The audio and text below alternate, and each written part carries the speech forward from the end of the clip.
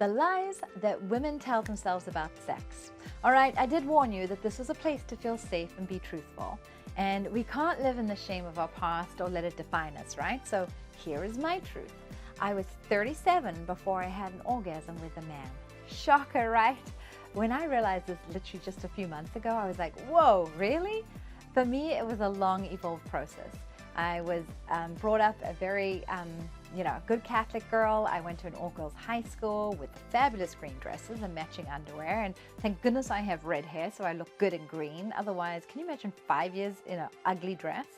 And if my poor mother was to be watching this now, she'd probably die of a heart attack. But I think it's so important that as women, we talk about sex, because I don't think we talk about it enough. We certainly didn't talk about sex when I was young. It just wasn't the ladylike thing to do. And I remember when my mother gave me the talk, she was a retired nurse, and she got her medical book to teach me about my body and its anatomy. And talk about awkward, it was awful. There was a prevalent air that sex was taboo. It was dirty and nice girls didn't partake. There was no openness about the joys of sex with someone you love. None of the good things. Far more, if you fall pregnant, you will go to a home for unwed mothers. And don't get me wrong, I grew up in a very loving home, but the openness about sex was just not part of my upbringing. So I got married at the age of 23, and for 15 years I was in a passionless marriage. I didn't know any better. I loved him dearly, but we were very much like a brother and sister relationship, not one of lovers. We made love very seldom, and if I did orgasm, I would have to sheepishly admit that I faked it, every single one of them. So what changed? Well, in my second marriage, we had great chemistry, and therefore the sex was really good and at times very plentiful. But sadly, when that marriage ended, I went out into the big bad world of dating where I had never been. However, as a woman for the first time, I discovered what I want from sex, what turns me on, what feels good and what doesn't feel so fabulous. And I look over the last 24 years of marriage and I see the journey and the remarkable progress that I made in my own sexual awakening. And what are the things that helped me? Well, I learned that sex can be amazing and an earth-shattering experience. I learned to be completely uninhibited. I have come a long way from that painfully shy child. I'm now open and communicative with my partner about what I want and what I enjoy. And yet in the past, I had this sort of service mentality, so no more.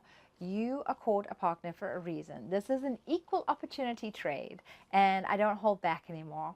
I'm totally immersed in the moment and allow myself all the joys and incredible sensations just to wash over me.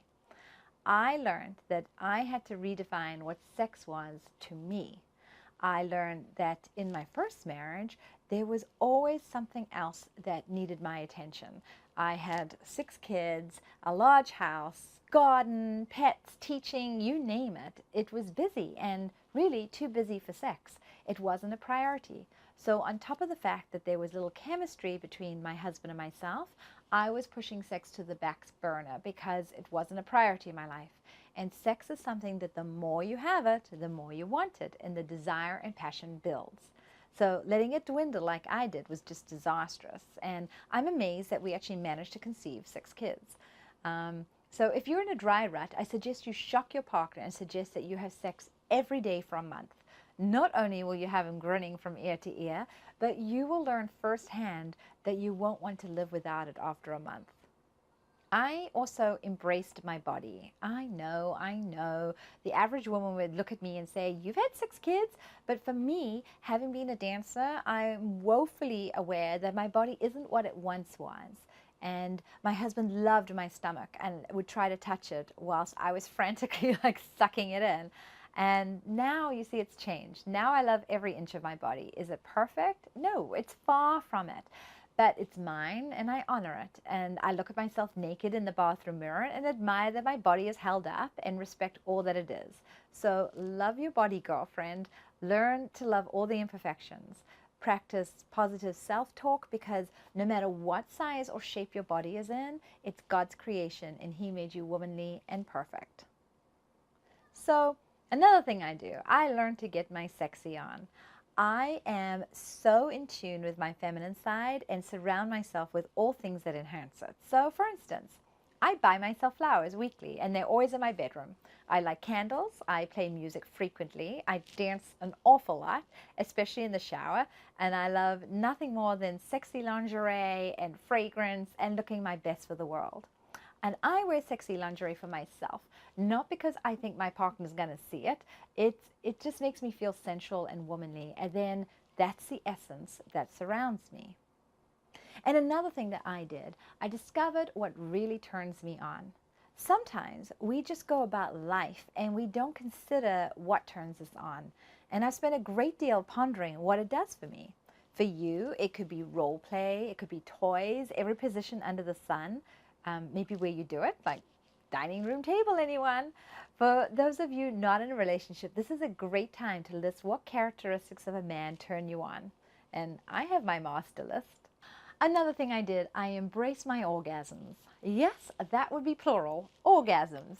Because women's bodies are so amazing that way, and God gave us the gift of being able to achieve multiple orgasms in one lovemaking session. And I've had the kind of sex that you lose count. It's not the be all and end all. I mean, one orgasm is good, right? But if you have an incredibly skilled lover that turns you on no end, then lucky you. And I know that sex without an orgasm is not on, because your man should be pleasuring you so you achieve orgasm each and every time you have sex. And if you're struggling, then I highly suggest that you go and get yourself a magic wand. And because during the sex, this is a surefire way to have a fabulous orgasm. Hint, here, just use the first setting. But if you want the link to the magic wand, it is down below.